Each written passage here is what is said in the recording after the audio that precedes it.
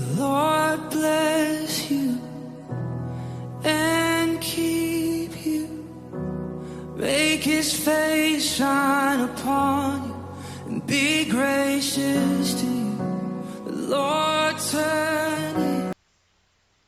Shalom, selamat bertemu dalam ibadah online Minggu 7 Maret 2021.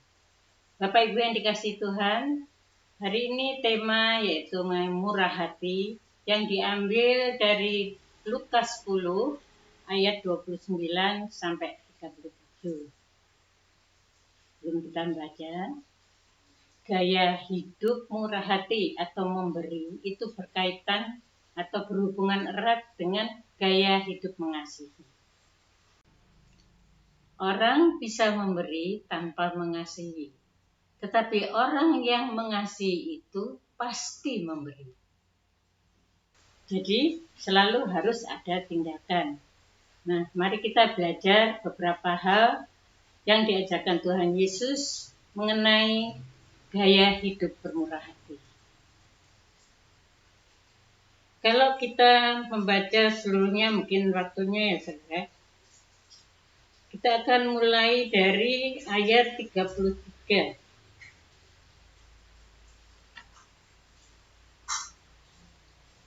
Di sini dikatakan, lalu datang seorang Samaria yang sedang dalam perjalanan ke tempat itu, dan ketika ia melihat orang itu, tergeraklah hatinya oleh belas kasihan.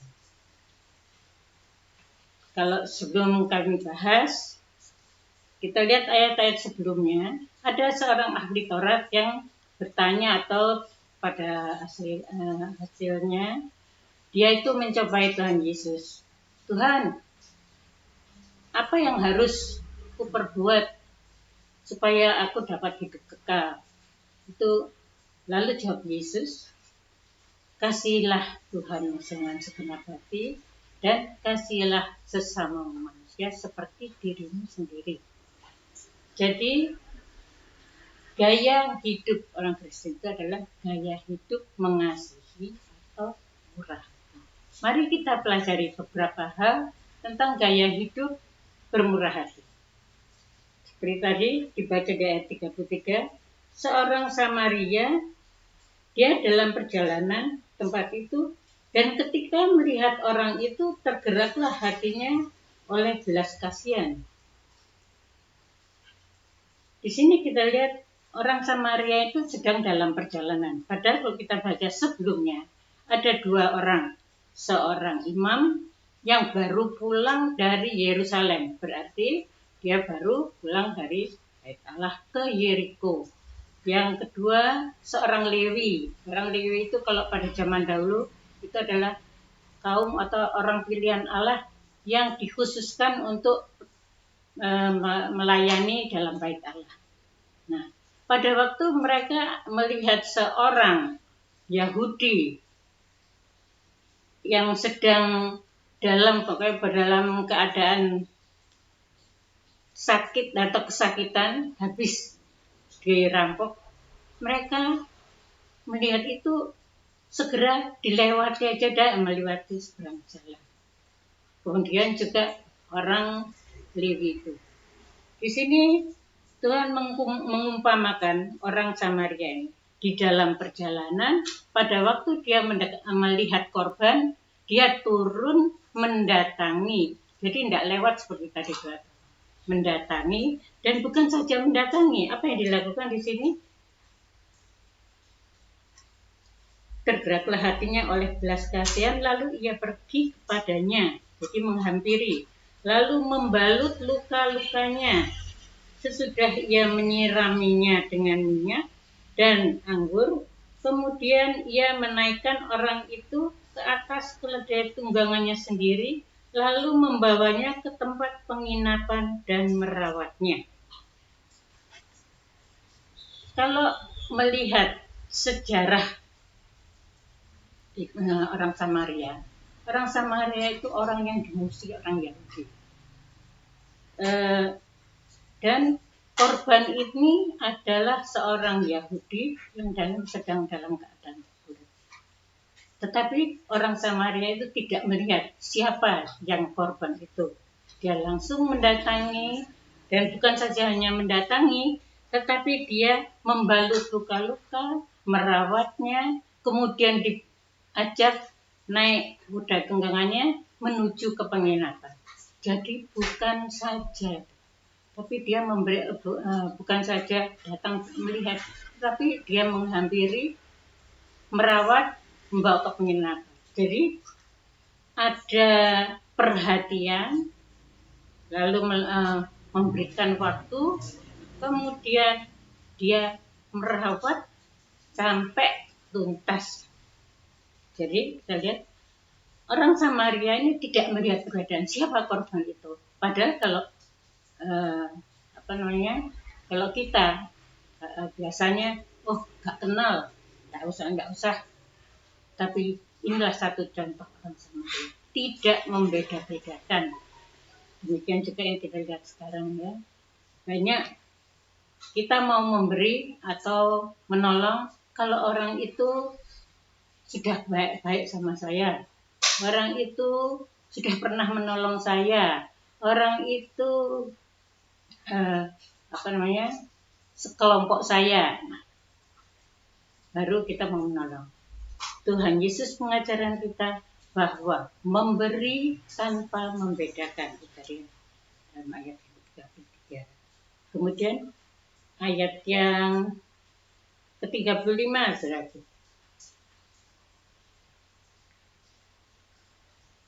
Ayat 35 di sini katakan, keesokan harinya ia menyerahkan 2 dinar kepada pemilik penginapan itu. Katanya, rawatlah dia, dan jika kau belanjakan lebih dari ini, aku akan menggantinya waktu aku kembali. Ayat 33 sampai 35, apa yang dikatakan? Yang pertama, dia tidak membedakan, segera datang mendatangi korban, kemudian merawat. Yang kedua, dia tidak hitung-hitungan. Biasanya kalau ada kita bilang, waduh, apa yang dia lakukan? Dia membalut, terus luka-luka itu merawat, disirami dengan minyak dan anggur. Padahal kalau pada zaman itu, anggur itu adalah gambaran dari kekayaan. Jadi dia mengorbankan hartanya. Kemudian tidak sampai di situ saja, diajaknya dibawa naik ke kuda tunggangannya, dibawa ke penginapan, di situ dirawat. Jadi murah hati itu bukan hanya sekedar kita, tapi kita melakukan suatu tindakan sampai tuntas. Dan ayat ke-35 tadi, dia masih berkata pada pemilik penginapan, dikatakan di sini bahwa rawatlah dia, dan jika kau belanjakan lebih dari ini, aku akan menggantinya waktu aku kembali. Dia memberikan 2 dinar. Tolong dirawat orang ini. Kalau misalnya ada kekurangan, nanti aku akan datang kembali dan akan menggantinya. Nah, ini adalah satu contoh daripada Tuhan Yesus, bagaimana kita bermurah hati. Jadi bukan hanya sekedar ibadah, tetapi lakukan suatu tindakan, tidak hitung-hitungan. Lalu yang ketiga tadi, jangan mengharapkan imbalan. Kita lihat di sini, orang Samaria itu memberikan 2 dinar kepada si pemilik penginapan. Tolong dirawat, dan kalau kurang, nanti aku menggantinya pada waktu kembali. Dia tidak mengharapkan imbalan. Inilah satu contoh yang baik. Seorang Samaria yang katanya dulu dimusuhi, sekalipun dimusuhi, dia tidak melihat latar belakangnya. Dia mau menolong, dan dia tidak hitung-hitungan, juga dia tanpa pamrih. Nah, contoh ini, inilah yang dikehendaki Tuhan. Kita bisa baca di dalam Lukas 6.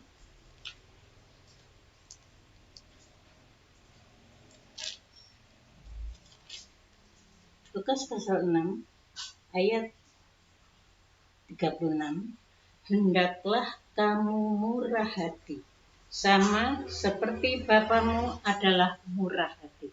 Jadi murah hati adalah salah satu ciri khas dari orang yang mengasihi, seperti Bapa di surga.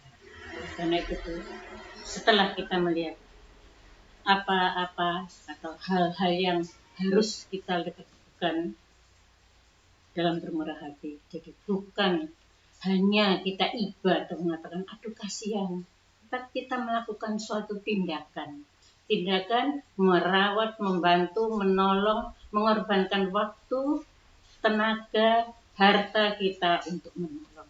Itulah yang dikehendaki Tuhan. Mengapa kita harus bermurah hati? Dan ini bukan hanya A, B, C, tetapi setiap kita. Mari kita baca di dalam Yohanes 3 ayat 17-18.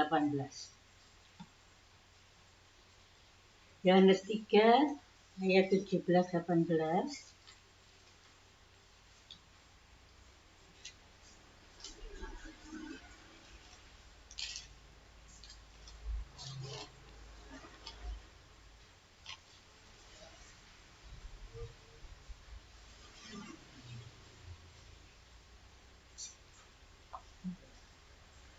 Satu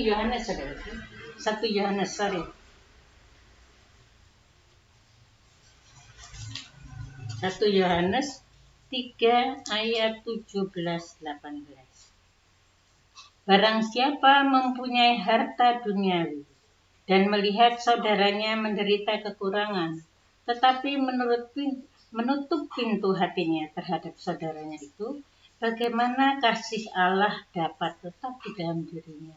Anak-anakku, marilah kita mengasihi bukan dengan perkataan atau dengan lidah, tetapi dengan perbuatan dan dalam kebenaran. Jadi ini ada titik tolak atau kenapa kok kita harus mengasihi atau kita bermurah hati. Dan kita juga akan baca Matius 5 ayat 7.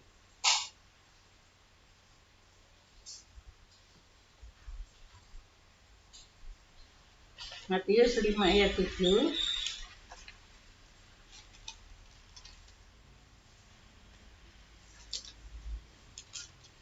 Demikian bunyi firman Tuhan. Berbahagialah orang yang murah hatinya, karena mereka akan beroleh kemurahan. Di sini dikatakan berbahagialah orang yang murah hatinya, karena mereka akan beroleh kemurahan. Saudaraku, apa sih dasarnya kita murah hati? Murah hati itu bukan usaha kita sebenarnya. Murah hati itu adalah karunia Allah yang diberikan kepada kita. Kita akan baca di dalam Roma 9.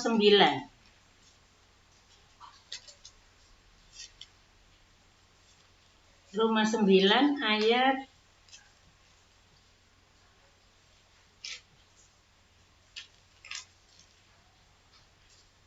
15. Jadi dikatakan Roma 9 ayat 15-16.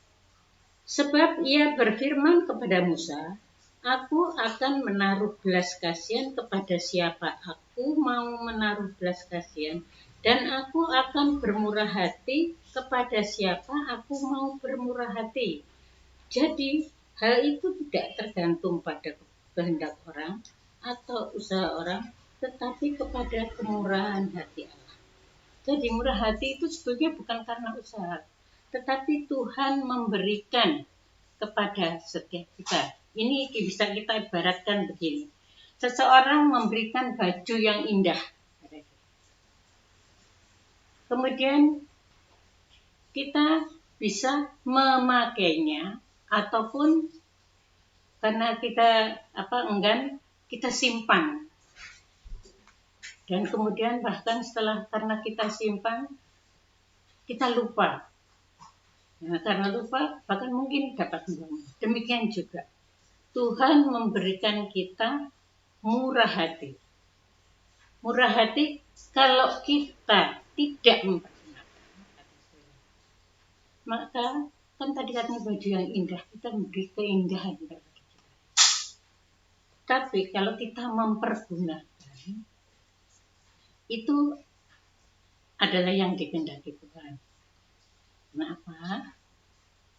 Saya katakan menghargai pemberian atau anugerah Tuhan, yaitu dengan mempergunakan.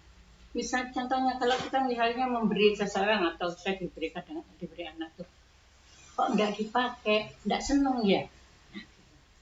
Demikian juga Tuhan memberikan supaya kita mempergunakan di dalam kehidupan kita. Jadi ingat bahwa kita harus bermurah hati, karena murah hati itu satu yang karunia yang diberikan Tuhan kepada kita. Yang kedua, yaitu bahwa murah hati itu cerminan dari pribadi Allah. Ini bisa kita baca di dalam Lukas 6 tadi ayat 36, kembali. Lukas 6 ayat 36 katakan, hendaklah kamu murah hati, sama seperti Bapamu adalah murah hati. Jadi cerminan dari Bapa. Oleh karena itu, kalau kita tidak contohnya gini. Setiap anak katanya selalu tujuan orang tua yaitu untuk supaya anak itu memberi nama yang baik. Demikian juga di surga. Tuhan memberikan hal-hal yang baik, murah hati itu supaya apa? Supaya digunakan di dalam kehidupan kita. Karena kita seperti Bapak yang memberikan teladan yang baik itu akan menghasilkan satu kualitas anak yang semuanya dengan moral yang baik. Demikian juga Bapak di surga. Bapak di surga memberikan karunia murah hati. Itu tujuannya apa? Supaya kita juga menyalurkan murah hati itu kepada sesama.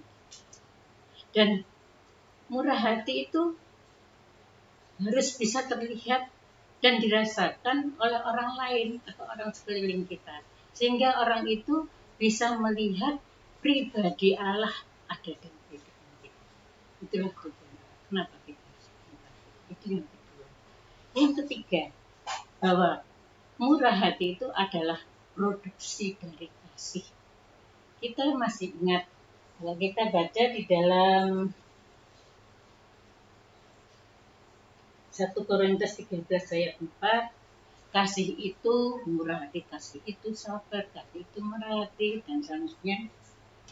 Kemudian kalau kita baca di dalam Galatia 5 ayat 22-23, bahwa murah hati itu adalah salah satu buah-buah roh. Buah-buah roh itu apa? Buah-buah yang dihasilkan oleh orang-orang yang dipimpin oleh roh Allah. Kemudian kita akan baca di dalam 1 Yohanes 4 ayat 8. 1 Yohanes 4 ayat 8.